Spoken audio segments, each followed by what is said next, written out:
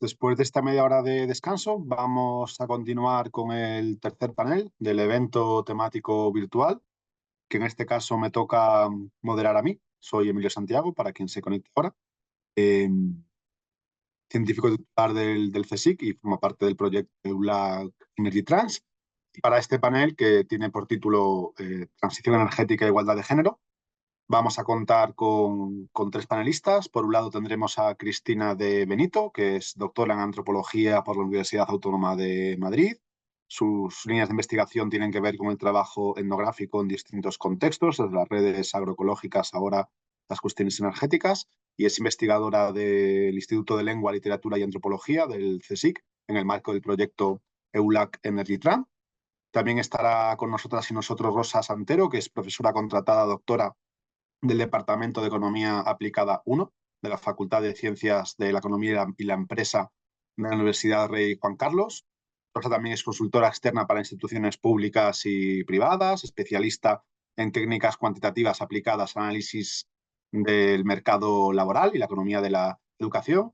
Fue accésit del Premio Ángeles Durán de Innovación Científica en Estudios de Mujeres y Género, y además es miembro de la Unidad de Igualdad de la Universidad Rey Juan Carlos y de la Red de Estudios de Género. Y por último estará Giovanni Beccio, que es profesor del Instituto de Estudios Urbanos y Territoriales de la Pontificia Universidad Católica de Chile, investigador asociado al Centro de Desarrollo Urbano Sustentable e integrante del Centro de Energía de la Universidad Católica, que hará una presentación en la que creo que también ha colaborado la investigadora del mismo espacio, Carolina Alejandra Rojas. Recordad que si queréis hacer preguntas a las ponentes, me las escribís por el chat y los 15 minutos finales las comentaremos. Entonces, sin más dilación, doy paso a Cristina para que comience su presentación. Muchas gracias. Voy a compartir.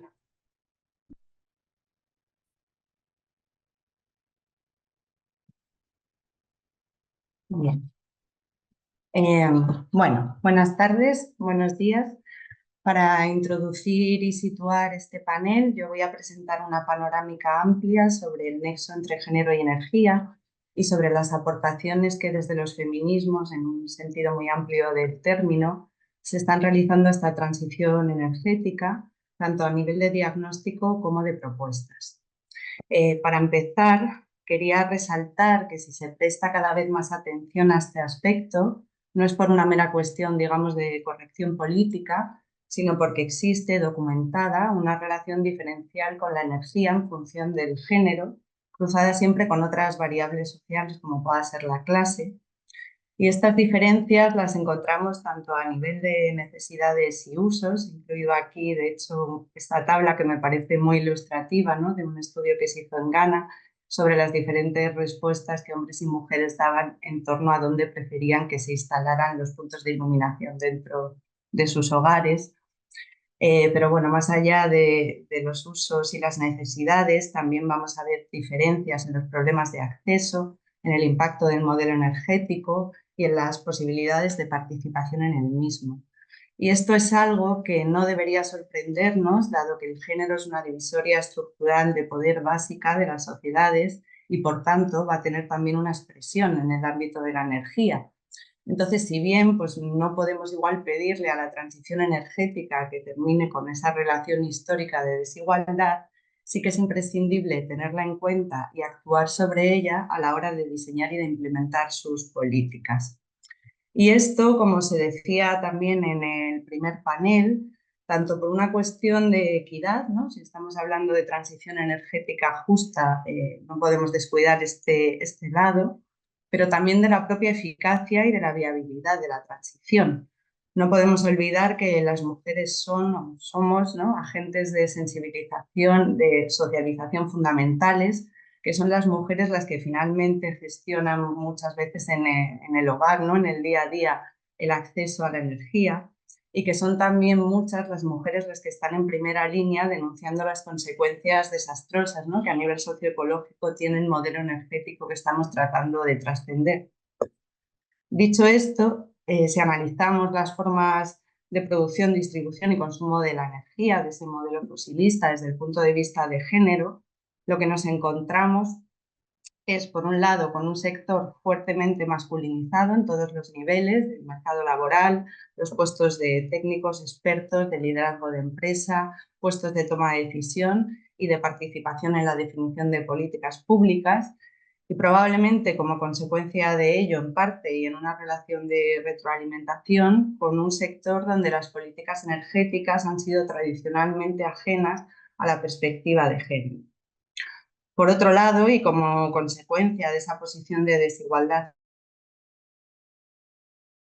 previa de la que hablaba, tenemos un modelo energético cuyas consecuencias negativas tienen mayor impacto en las mujeres, tanto cuando hablamos de la crisis climática, y de hecho, según el Programa de Naciones Unidas para el Medio Ambiente, el 80% de los llamados refugiados climáticos son mujeres, pero también a nivel de acceso, ¿no? La pobreza energética tiene también mayor incidencia en mujeres y niñas a la hora de poder hacer frente al pago de los suministros en el hogar y también a la hora de poder contar con una fuente de energía estable en la vivienda. Siendo ellas, además, en estos casos, las que suelen cargar con la tarea de tener que abastecer de leña, carbón u otros insumos al hogar para poder cocinar o poder calentarlo. Es desde este escenario desde donde se reclama que la transición energética puede constituir una oportunidad para transformar esta situación. Pero esto no va de suyo, ¿no? El cambio, por ejemplo, en las fuentes de energía no tiene por qué afectar necesariamente a las relaciones de género. Y de hecho ya hay toda una línea de estudios que están tratando de identificar estas barreras que las mujeres siguen encontrando para la participación, tanto en el sector de las energías renovables, como se recoge aquí en la encuesta de IRENA, pero también en la participación en otros modelos organizativos que se están impulsando desde esta transición, como puedan ser las comunidades energéticas. Bien, pues si atendemos ahora hacia las propuestas y las reivindicaciones que se realizan para que la transición energética incluya esta perspectiva de transformación social, podríamos distinguir varias líneas de demanda que no son necesariamente excluyentes entre sí, de hecho tienen líneas de continuidad unas con otras. La primera de ellas es la que se centra en esa igualdad de oportunidades y en la inclusión de las mujeres en este proceso, para lo cual se reclama fundamentalmente la formulación de políticas públicas que sean sensibles al género y que estén dotadas de financiación suficiente. Este es un aspecto en el que se está avanzando bastante en los últimos años. Son ya muchos los países, tanto en Latinoamérica como en Europa, como en otras regiones del mundo, que están desarrollando hojas de ruta específicas de género en sus políticas de transición e incluyéndolo como una línea de trabajo transversal dentro de las mismas. Por poner un ejemplo, en la última actualización, ¿no?, del Plan Nacional de Energía y Clima de España ya incluye la perspectiva de género como factor transversal clave dentro de la transición energética. Estas políticas, además, tendrían que venir acompañadas de mecanismos efectivos que garanticen esa participación. Es decir, quizás no se trata solo de decir vamos a contratar a más mujeres, sino de revisar cuáles son las políticas de conciliación dentro de las empresas. O otra cuestión que me parece bastante interesante, ¿no?, de reivindicaciones, es la de que se garantice dentro de esos procedimientos de consultas previas a las comunidades afectadas por los grandes proyectos energéticos, que también estén ahí incluidas, ¿no?, las voces de las mujeres. Para todo ello, y esta es una de las carencias que más se señalan todavía hoy en día, es imprescindible que sigamos generando conocimiento del sector energético desde una perspectiva de género, como van a presentar ahora, bueno, las compañeras y compañeros. Hablamos de datos desagregados por sexo y género, tanto a nivel cuantitativo como a nivel cualitativo, ¿no?, que nos permitan también entender cómo aterriza eso en lo más cotidiano. Hay una segunda línea de propuestas que no es específica sobre las mujeres, pero que sí tiene una importancia muy importante para ellas por esa relación de desigualdad que he descrito antes, que es la que demanda la concepción de la energía como un derecho y, por tanto, la democratización de la energía, tanto a nivel de participación y de debate público como a nivel de acceso, trabajando en este sentido sobre todo por esa reducción de la pobreza energética. Y dentro de ella, y como nos comentaba anteriormente Noemí, para finalizar también su panel, sí que hay ejemplos muy interesantes de cómo tecnologías asociadas a energías renovables, muchas veces a nivel de autoconsumo, a nivel de cooperativas, pueden ayudar a facilitar el acceso a las mujeres a la energía en comunidades rurales, y no solo como consumidoras, sino también como en la creación, ¿no?, de iniciativas económicas o la participación comunitaria, pero este sigue siendo un gran desafío todavía a desarrollar. Y finalmente, y con esto termino, sí que me parecía importante al menos señalar una tercera línea de reivindicación, que es la planteada por los ecofeminismos, en la que ya no miramos tampoco solo hacia las necesidades o la situación específica de las mujeres, sino a un nivel más profundo, en un cuestionamiento del tipo de relaciones sociales y de relaciones con la naturaleza que nos habrían conducido a esta situación de crisis socioecológica y de emergencia climática en la que nos encontramos, advirtiendo que no hay una transformación real posible si no se alteran estas bases. Este punto me parece importante tenerlo en cuenta porque, si bien es una crítica que suele ir más dirigida, ¿no?, hacia ese modelo energético fosilista, también hay proyectos asociados a la transición energética que están siendo cuestionados desde estas bases, especialmente de minería, por parte tanto de feminismos comunitarios como de redes de mujeres que no se autodenominan como feministas, vinculadas a pueblos originarios. Y creo que, por tanto, es una voz fundamental a reconocer dentro de ese escenario de actores que están disputando por los sentidos de la transición energética. Y bueno, con esto lo dejo aquí de momento. Muchas gracias. Perfecto. Muchas gracias, Liz. Pasamos ahora a Rosa Santero. Rosa, cuando quieras, tienes la palabra. Hola, buenas tardes. Bueno, pues primero daros las gracias por contar conmigo en este proyecto y poder participar en esta jornada. La verdad que me da mucha pena haberme perdido el resto de sesiones, pero por lo menos he oído a Cristina y creo que vamos a repetir, vamos a coincidir con varias cosas, ¿no? Bueno, voy a compartir la pantalla, a ver si lo hacemos a la primera. Y voy a ponerlo en modo pantalla completa. ¿Se ve? Sí. Quite esto de aquí y minimice esto. Vale. Bueno, pues en mi caso lo que voy a presentar es cómo se encuentra la participación femenina en el empleo de la transición energética en Latinoamérica. Como esto forma parte del proyecto Energy Trans, la verdad es que me he centrado sobre todo en los países que participan en el proyecto.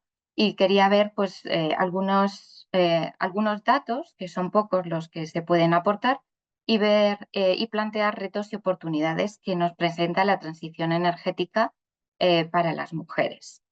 En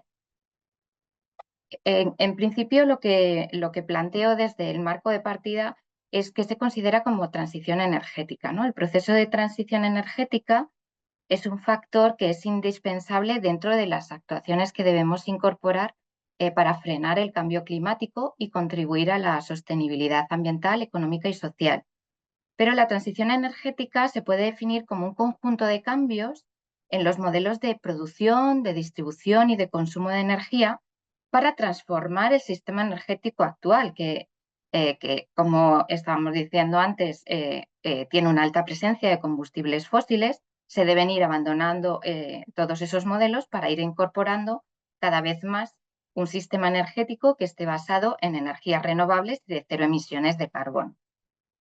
Según la Agencia Internacional de las Energías Renovables, IRENA, para cumplir con el objetivo de reducir las emisiones para el 2050, se puede lograr mediante un pool diverso de actuaciones, pero no solo tendremos que tener en cuenta las energías renovables, sino otros sectores como el de la eficiencia energética, la electrificación de sectores, el aumento de producción y uso de hidrógenos verdes, entre otros, ¿no? Por tanto, no se trata de un único sector de actividad cuando nos fijamos en el mercado laboral, sino que vamos a tener que tener en cuenta varios actores y además tener en cuenta diferentes agentes económicos que van desde las empresas, los hogares, las instituciones y todo el mundo a nivel global, ¿no? Este proceso no solo contribuye a una economía baja en carbono, que sería nuestro objetivo medioambiental y a reducir los gases de efecto invernadero, sino que además puede convertirse en un motor del empleo, ¿no? En el último informe de IRENA destacan algunos datos que son muy relevantes en el sector de las energías renovables. Y es que el sector emplea a 16,2 millones de personas a nivel mundial, que va a crear más de 38 millones de puestos de trabajo, pero además, si tuviéramos en cuenta otros sectores añadidos a lo que son las energías renovables, podría alcanzar hasta el 74,2 millones de puestos de trabajo, teniendo en cuenta además la distribución que podemos tener de ese empleo por categorías profesionales, que aunque principalmente son empleos de media y baja cualificación, tenemos un importante puesto laboral que tiene que ver con las STEM, que tienen una característica especial o van a tener una característica especial cuando incorporemos la perspectiva de género, ¿no? Nosotros lo que tratamos cuando hablamos de transición energética justa es plantear un poco cuál es el papel de la mujer cuando hablamos del papel inclusivo respecto del género, ¿no? Asegurar la igualdad de oportunidades entre hombres y mujeres debe incorporar obligatoriamente una perspectiva de género, y eso es lo que nos va a facilitar que la transición energética sea justa. El rol de la mujer en la producción y en el uso de la energía tradicionalmente se ha centrado en su relación con el hogar, como bien ha dicho Cristina. Sin embargo, este papel se ha ido ampliando tanto a nivel individual como social, participando no solo como consumidoras, sino como trabajadoras del sector, como posibles inversoras, como productoras, asumiendo poco a poco también esos roles que tradicionalmente se han ido desempeñando por los hombres, ¿no? Asegurar esa igualdad requiere de tener un acceso equitativo a recursos y oportunidades, de salvaguardar unos derechos laborales y unas condiciones de trabajo que sean seguras y que aseguren un trabajo decente, y también avanzar en el empoderamiento femenino. Todas estas cuestiones que se plantean cuando se incorpora la perspectiva de género nos van a ayudar a cumplir con los objetivos de desarrollo sostenible, no solo con el objetivo 7, que es el de la energía asequible y no contaminante, sino destacar en concreto el de la igualdad de género y el del trabajo decente y el crecimiento económico. Por destacar alguna de las metas que se señalan en estos objetivos, la meta 5A nos dice que debemos emprender reformas que otorgan a las mujeres igualdad de derechos a los recursos económicos, así como al acceso a la propiedad y al control de la tierra y de otros bienes, servicios financieros y recursos naturales, ¿no? O en el Objetivo de Desarrollo Sostenible 8, podemos destacar el 8.3, la meta 8.3, que lo que hace es defender y promover políticas orientadas al desarrollo que apoyen actividades productivas, creación de puestos de trabajo decentes, emprendimiento, y fomentar de alguna forma también las microempresas y las pequeñas y medianas empresas mediante el acceso a servicios financieros. Si nosotros estamos buscando desde un principio el acceso equitativo a recursos y oportunidades, vamos a incorporar esta perspectiva para poder abordar y poder ayudar a alcanzar estas metas, ¿no? Las oportunidades que ofrece el desarrollo de actuaciones en la transición energética van a poder visibilizarse en función del perfil con el que se participe en esta transición.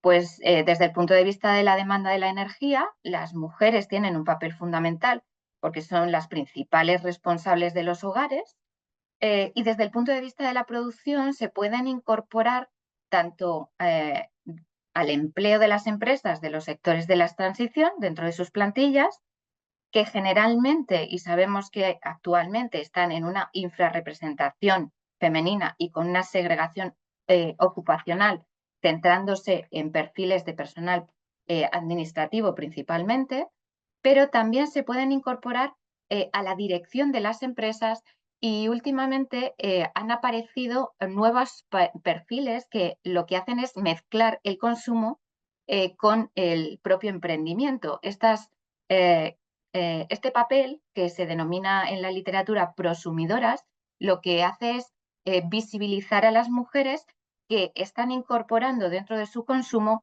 la propia producción, la autoproducción de la energía para desarrollar el consumo tanto de su hogar como de sus pequeñas empresas, ¿no?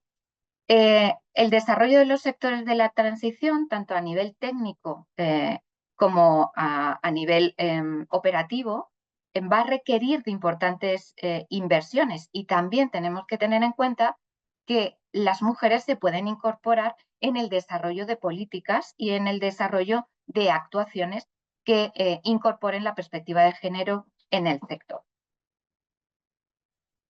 ¿Qué nos encontramos? Nos encontramos con importantes brechas de género en el empleo del sector. Como os decía ahora, todo ya va a ir centrado en lo que sería el empleo del sector. Centrándonos en esa participación femenina en el empleo del sector de la transición energética, vamos a poder aportar algunos datos, tanto a nivel global, a nivel internacional, como a nivel específico para algunos países latinoamericanos, centrando el foco sobre todo en estos países que están participando en este proyecto y que son los que he podido aportar alguna información. A nivel global, IRENA y la CEPAL nos dan algunos datos cuantitativos de esta participación, ¿no? El 32% de la fuerza laboral del sector de las energías renovables son mujeres. Puede subir esa participación hasta el 40% en el sector solar fotovoltaico. Si comparamos este valor con lo que sería el sector tradicional de las energías fósiles, pues 32 son 10 puntos porcentuales por encima del 22%, que es el que participa en el sector tradicional. Por lo que vemos entonces, el sector de las energías renovables están dando una mayor oportunidad de empleo que el sector tradicional, ¿no? Además, el empleo femenino presenta una segregación ocupacional importante, ¿no? Las mujeres ocupan el 28% de los puestos que se relacionan con las carreras STEM, el 35% en las que esos puestos no llevan esa carga técnica y un 45% en puestos administrativos. Y una característica también fundamental y que tiene que ver con el liderazgo de las mujeres es que menos del 25% de los miembros en los consejos de administración del sector de energías renovables son mujeres. Estas cifras son relativamente cortas cuando las comparamos con la participación femenina a nivel global del resto de la economía, pero son más favorables que lo que aparecen en las energías tradicionales, ¿no? Como un estudio más concreto y más específico se ha realizado para España, os presento en esta transparencia lo que serían los datos que agrupan sectores de la transición energética. Y cuando hablo del sector de la transición energética, en este informe concreto que se ha hecho para el Instituto de la Transición Justa y fue financiado por Naturgy y por el propio instituto, se definen dentro de la transición sectores de producción de energía, de rehabilitación energética, de eficiencia energética, de asesoramiento energético y otras actividades relacionadas como puede ser la propia producción, la industria de motores o generadores eléctricos o la fabricación de pilas y acumuladores eléctricos. Por lo tanto, aquí en estos datos no solo estamos incluyendo las energías renovables, sino que estamos ampliando el foco, ¿no? En este estudio, como digo, para España, la participación femenina creció un 34% en los últimos años, desde el 2015 al 2021, que acaban los datos de este informe, y ocuparon a un 16,5% en el 2021, diferenciando mucho entre los sectores que se agrupan. Un 32,8% estaba en asesoramiento energético, pero solo un 10,4% en rehabilitación energética. Y una característica que también se repite en este informe es la segregación ocupacional. Solo el 10,3% de los puestos STEM están ocupados por mujeres. Y si nos vamos a puestos más de operativa, pues los puestos de montadores solo alcanzaban el 4,9%. Son datos que se repiten tanto a nivel internacional como a nivel nacional. Hemos visto los de España, pero aquí presentamos los de Argentina. El informe elaborado por el BID y la Asociación de Mujeres de Energías Sustentables de Argentina nos presentan algunos datos también del mercado laboral centrado en las empresas generadoras de energía. Aquí no solo son energías renovables, sino a nivel global. La presencia de mujeres es de un 17% en medianas empresas, un 15% en pequeñas y un 9% en grandes empresas. Si nos vamos a energías renovables, el porcentaje aumenta, igual que hemos visto en los otros datos. La eólica tiene casi un 30% y la solar un 21,6%. Presentan también una segregación ocupacional, solo el 30% están en puestos STEM, cuando el 24% es en casos de no renovables, en las tradicionales, y solo 1 de cada 8 puestos de responsabilidad son mujeres. Por lo tanto, seguimos viendo la falta de participación en el sector, una segregación ocupacional importante y una falta de representación en puestos de responsabilidad.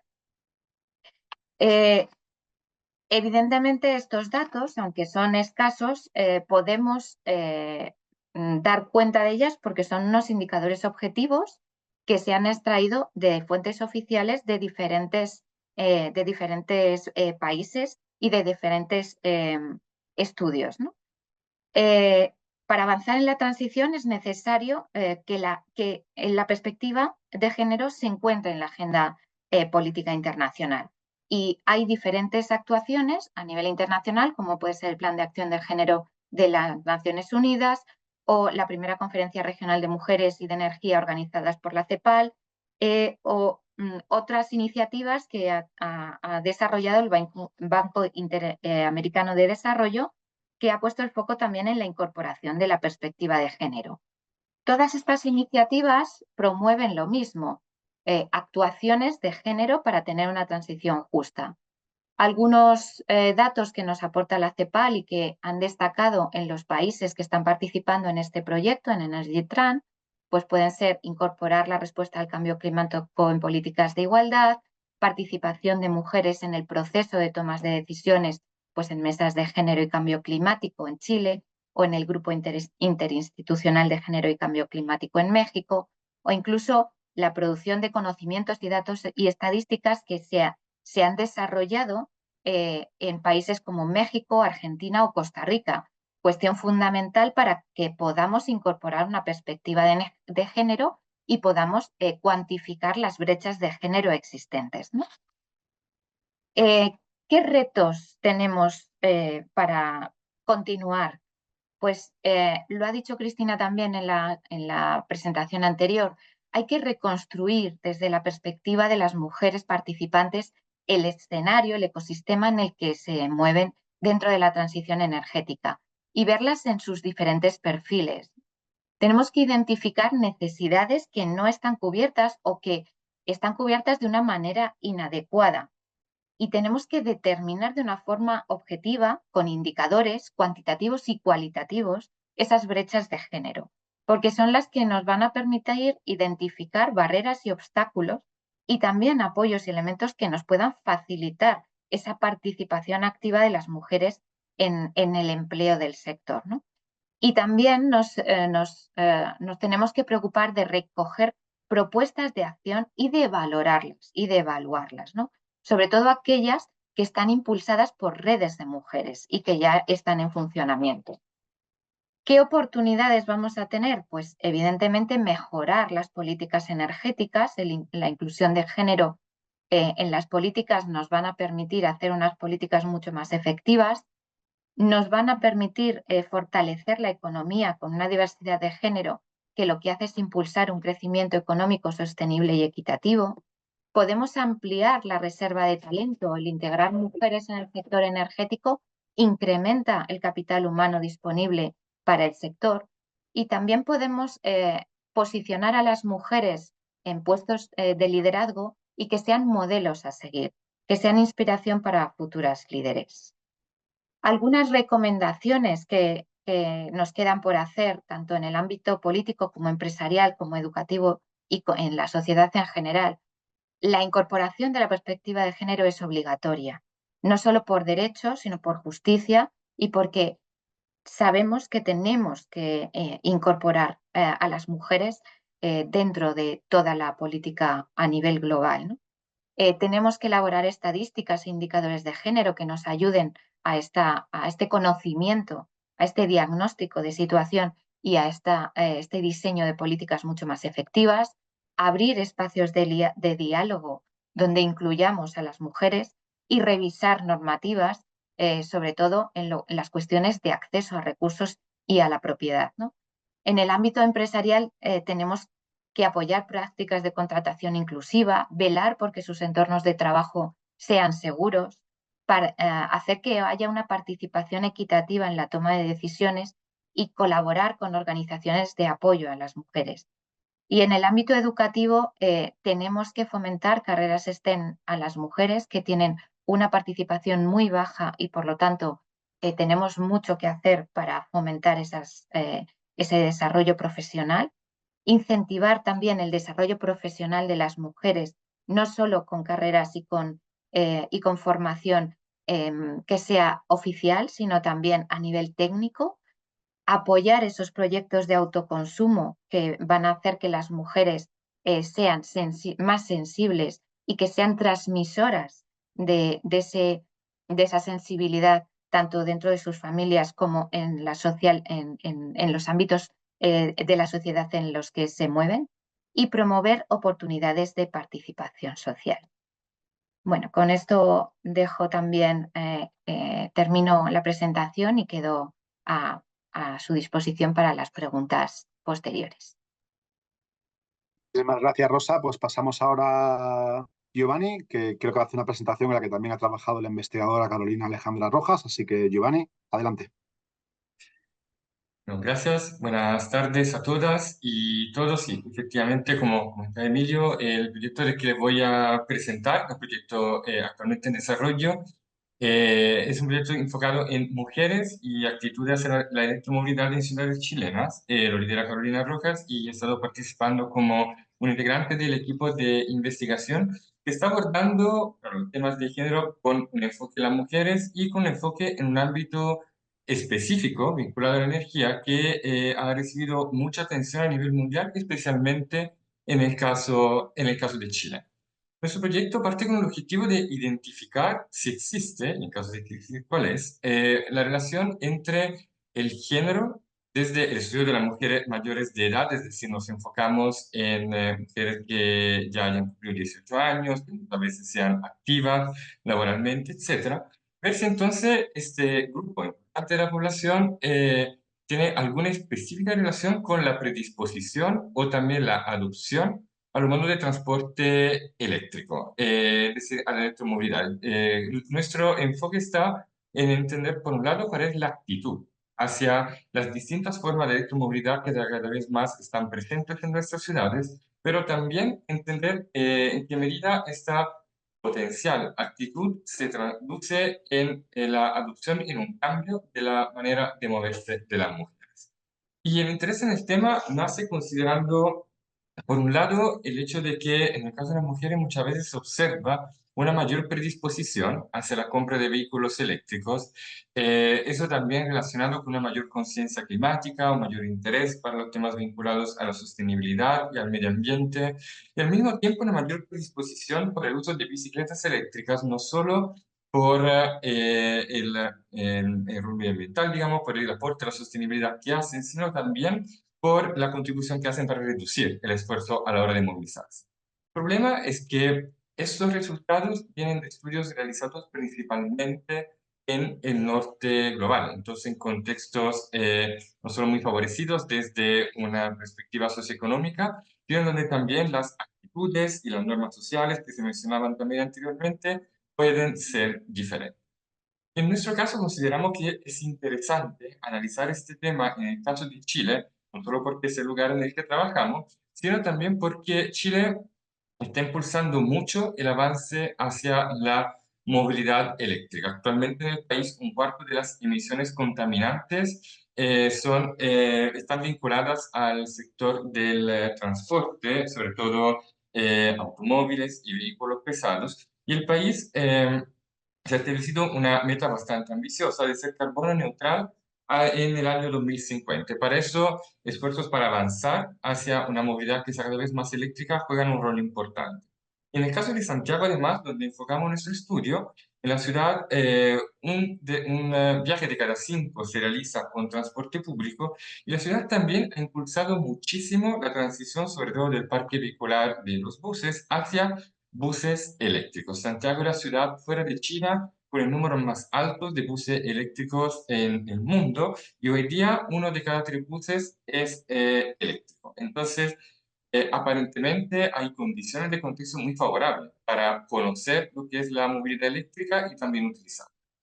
Sin embargo, al hablar de una ciudad desigual, como muchas ciudades de América Latina, vemos que la electromovilidad potencialmente no está igualmente disponible para todos los grupos de la población. Las zonas rojas son las zonas de más alto nivel socioeconómico, la zona celeste de clase medio baja y en amarillo de clase baja.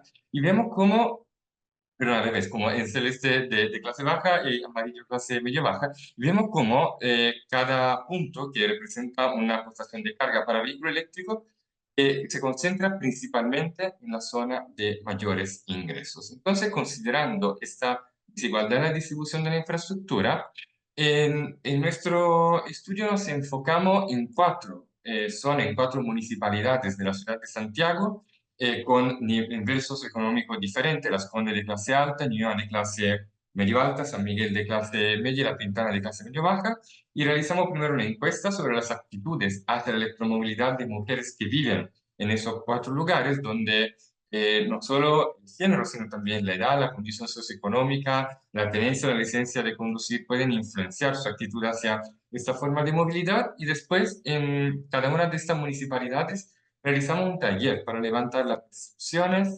relacionadas a la experiencia de movilidad y especialmente la disposición hacia la electromovilidad. La parte que tenemos más avanzada es de la encuesta donde ya han podido participar más de 240 personas. Entonces, los resultados que siguen son obviamente una selección de lo que pudimos recopilar en la encuesta, pero ya nos parece que muestran algo interesante respecto, primero que nada, a cuánto la electromovilidad está efectivamente presente en los desplazamientos cotidianos de las mujeres de distintas zonas de Santiago.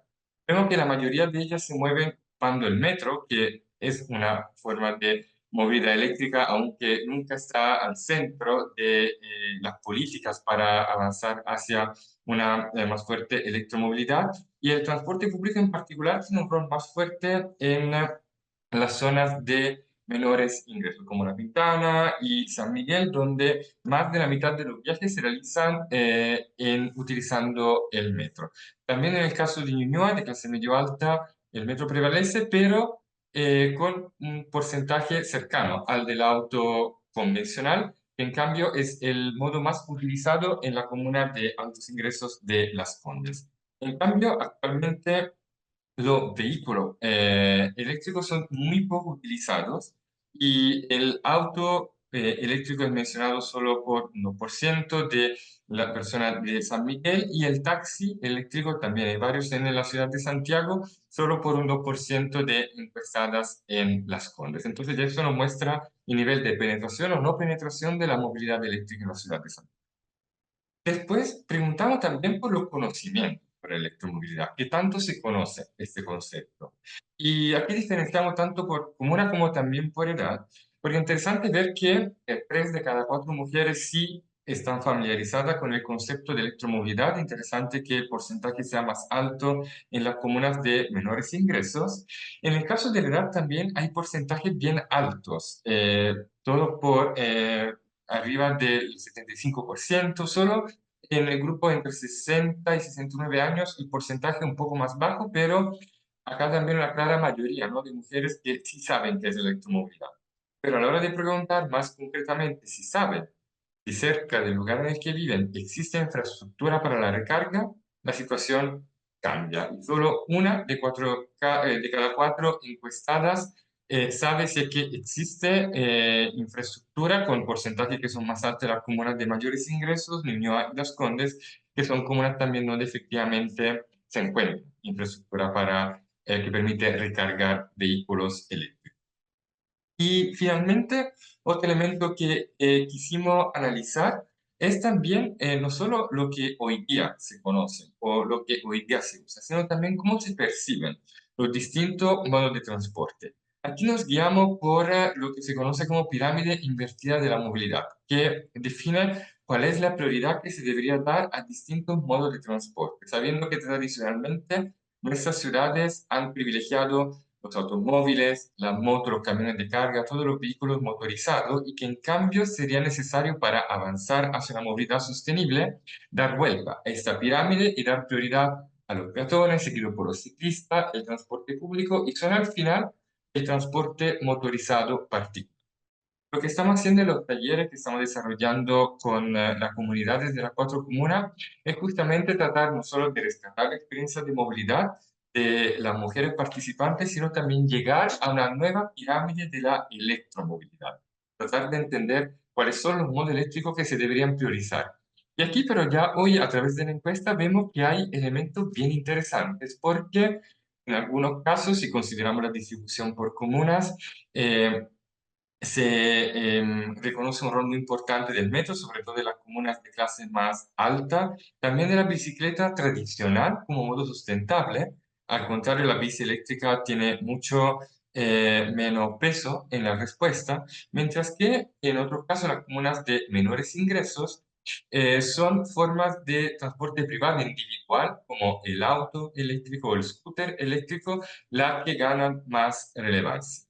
Y también interesante notar cómo, dependiendo de los grupos etarios, esta respuesta cambia bastante, porque los grupos más jóvenes son la bicicleta o los scooters eléctricos los modos que ganan más respuesta y que deberían ser priorizados, y a medida de que va aumentando la edad, gana más relevancia tanto el auto eléctrico como el transporte tradicional, como por ejemplo el metro. También el bus, incluyendo el bus eléctrico, obtiene bastantes menciones en los grupos de mayor edad.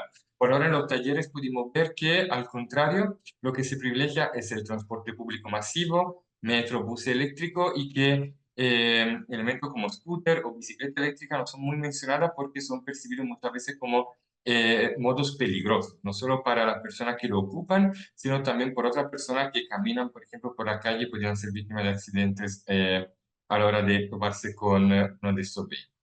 Entonces, para llegar a una conclusión es temporal, obviamente, quise cerrar con esta imagen que muestra un primer recorrido que conecta justamente dos de las zonas que estamos analizando, La Pintana y Las Condes. Lo hace con buses eléctricos, pero además con un recorrido donde las conductoras de los buses son exclusivamente mujeres. Entonces, hay un tema de género muy fuerte también en la experiencia de movilidad, que es algo que empezamos a observar ya en los talleres que estamos realizando. Pero ya solo analizando la encuesta que pudimos llevar a cabo, vemos que, como esperado, hay diferencias relevantes dentro del mismo género en base a grupos socioeconómicos y edades.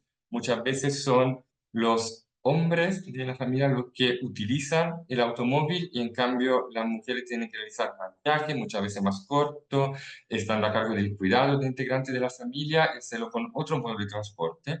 Pero vimos también cómo prevalece justamente por ese motivo el uso del transporte público, y un transporte público que ya hoy es eléctrico. Son formas de electromovilidad, como los buses eléctricos más nuevos o el metro, que en Santiago está a punto de cumplir 50 años. Y vemos entonces de alguna manera que es importante bajar la electromovilidad del auto, porque a pesar de que muchas de las estrategias de la política, en el caso de Chile, pero también de otros países, privilegian el vehículo privado, las prácticas de las personas, también sus percepciones, apuntan en realidad a otro modo de transporte y en particular a modos de transporte público. Justamente lo que aparece en ese trabajo es la prioridad que se reconoce al transporte público y a la microelectromovilidad como bicicleta o scooter, no solo en relación a lo que se utiliza a diario, sino también en relación a los modos de transporte que deberían ser priorizados por planes y políticas públicas. Así que creemos que estos elementos nos permiten identificar ya hoy elementos muy interesantes para garantizar una transición sustentable y efectiva hacia una movilidad que sea cada vez más eléctrica y que al mismo tiempo tome en cuenta los distintos elementos que evidencia una perspectiva de género.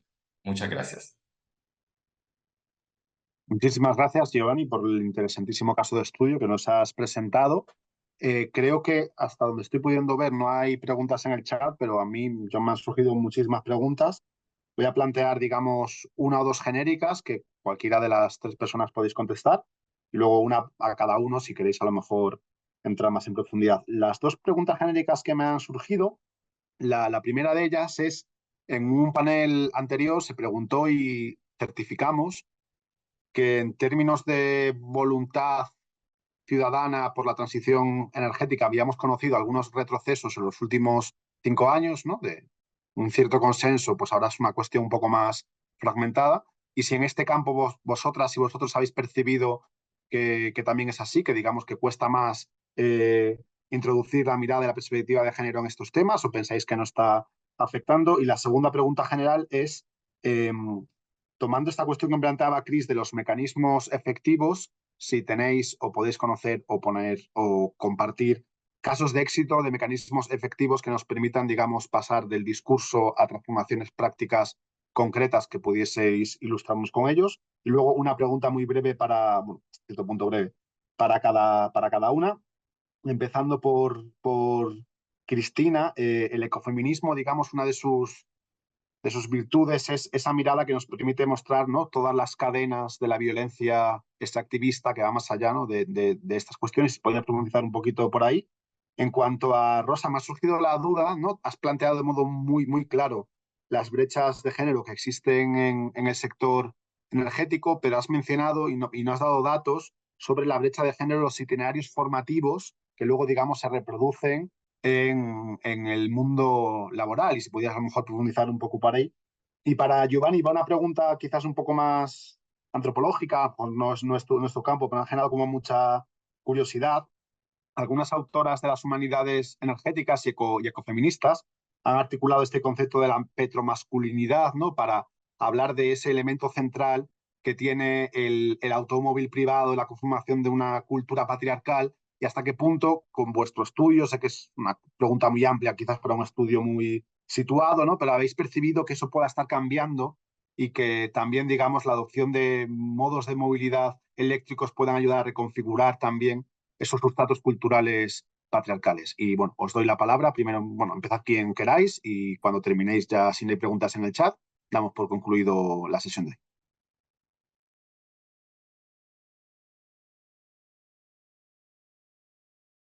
Bueno, empiezo yo, por ejemplo, ¿vale? Vale, bueno, voy a responder a una de tus preguntas generales, Emilio, la cuestión de si, bueno, hay un retroceso, ¿no?, en ese avance que se está haciendo también a nivel de feminismo, si eso se percibe en la transición.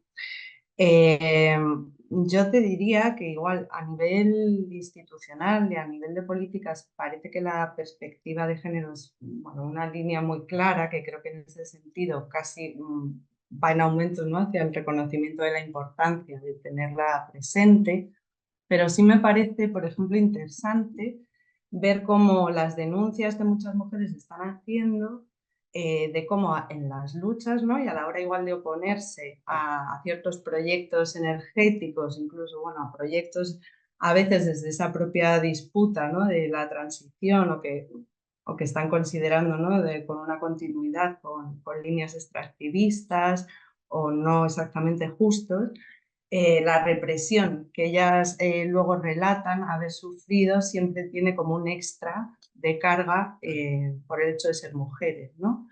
Y me venía ahora a la cabeza un informe que recién leí hace poco sobre los últimos conflictos que estaba habiendo en la zona de Jujuy, como muchas mujeres, ¿no?, contaban que después de las grandes detenciones que hubo, muchas estuvieran ellas mismas detenidas, luego igual eran perseguidas, ¿no?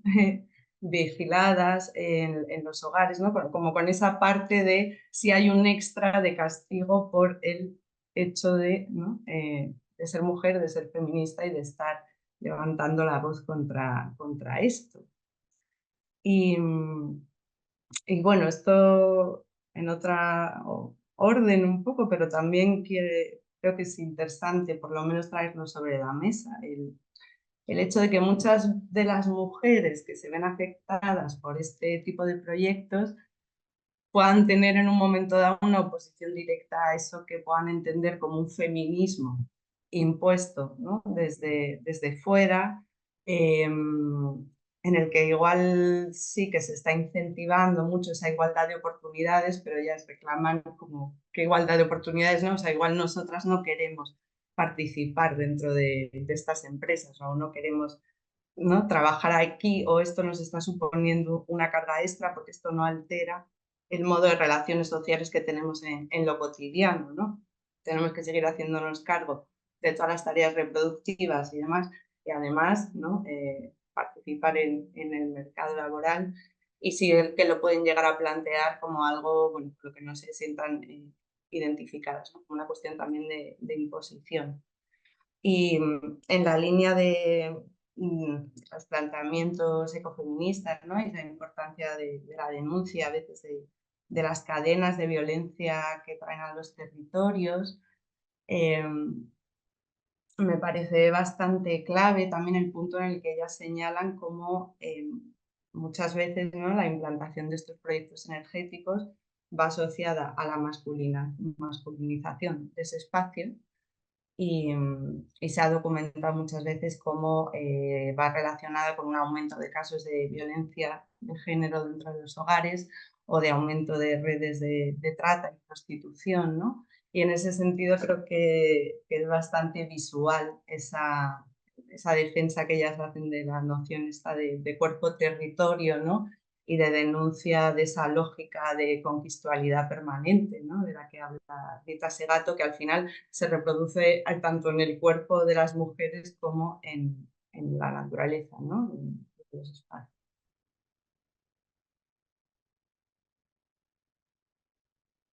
Iván y Rosas, ¿queréis? Sí, por seguir un poco el orden que habíamos hecho en la presentación. La pregunta que me hacías específicamente me parece muy relevante, porque precisamente una de las cuestiones que es fundamental para la participación en estos sectores es la formación. Aunque es verdad que hay un peso muy grande de empleos que no necesitan esa formación más técnica, sino que es más de menor cualificación, es importante las carreras STEM, ¿no? Y entonces, no sé si es que voy a compartiros un momentito Vale, sí, sí, sin ningún problema. Es que como estoy con dos pantallas, no sé si me va a dejar aquí. No sé si veis, la voy a poner en grande aquí. A ver. Bueno, no sé si veis esta. A ver, presentación. Sí que se ve. Si la puedes ¿Sí? ampliar un poco ¿Sí se mejor, ve? pero sí que se ve. Sí, sí. Sí, pues es que ahora no me deja, no sé por qué no me deja, no me está haciendo caso. Pero bueno, este gráfico que tenéis aquí es de las matriculaciones en titulaciones universitarias que están relacionadas con el empleo de la transición energética. Los valores, veis, hay dos valores, uno en verde y otro en naranja, y es en 2015 y en el año 2021, para ver un poco la evolución. Si os dais cuenta, que son los que tienen números, en realidad no hace falta ver un poco, ahora os cuento qué son cada una, pero en todas las que tienen número, veis que ha bajado. La primera sería ingeniería medioambiental, la siguiente es ingeniería de la energía. Aquí tenemos la ingeniería del automóvil, también relacionada con la presentación que ha hecho nuestro compañero, y la ingeniería de minas.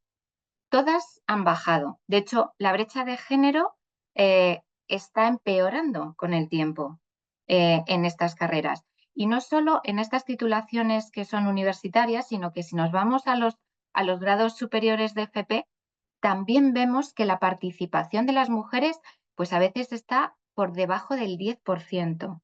Entonces es verdad que hay un camino muy importante que hacer en este fomento de estas carreras para las mujeres, ¿no?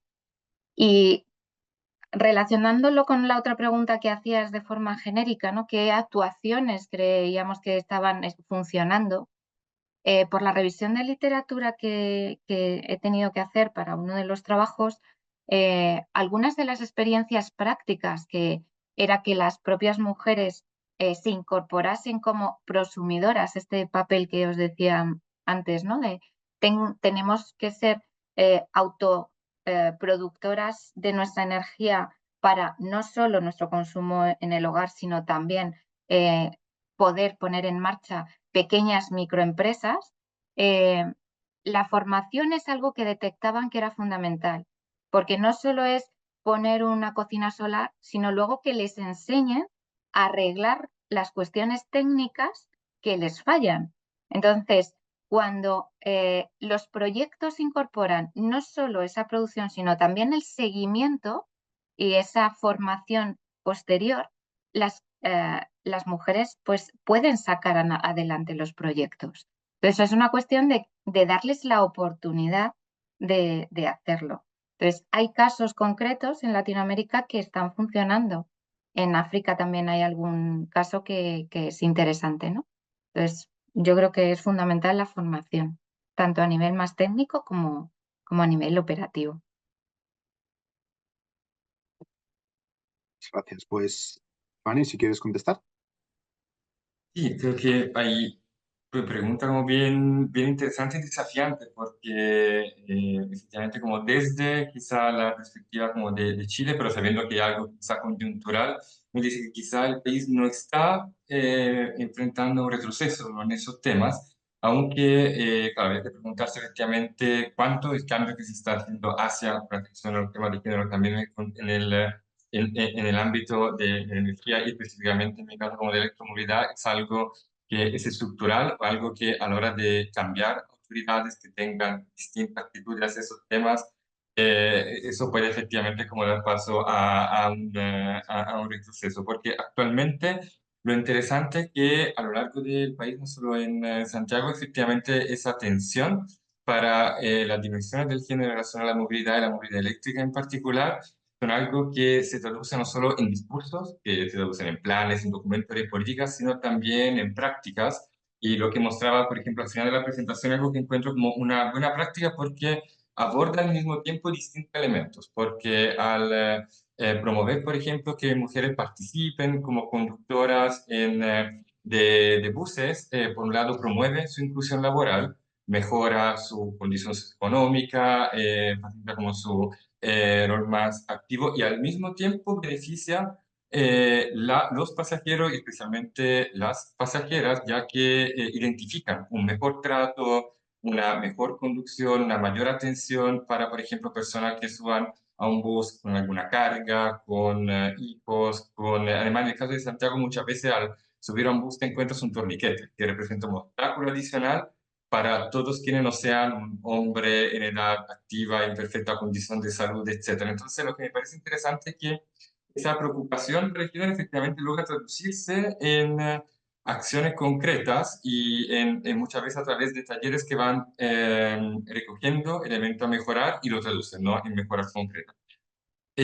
No sé cuánto efectivamente eso puede ir hacia un cambio más profundo en relación con esos roles de género, esa masculinidad que se asocia sobre todo a ciertas formas de movilidad. Creo que algunos elementos de la electromovilidad en general hacen un cambio. Banalmente, otra vez se asocia, ¿no?, a cierta fuerza por el ruido que puede generar como un vehículo, etcétera. Como un vehículo eléctrico eso ya se da.